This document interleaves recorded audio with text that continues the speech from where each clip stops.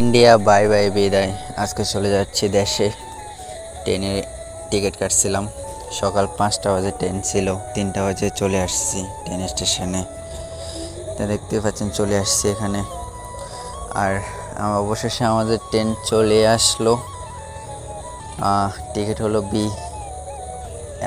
BAC B3 AC আর কি, 3 complete.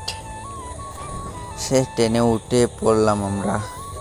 তারপরে journey শুরু, 2 দিনের জার্নি শুরু হয়ে গেল আমাদের। 2 দিন জার্নি করে কোচবিহার থেকে গ্রাম সাইড থেকে আমরা সোজা আমাদের দেশ, আমার সোনার বাংলাদেশে। আর এত ঠান্ডা, ভিতরে অনেক ঠান্ডা। আর পুরো ভিডিওটা এনজয় করেন।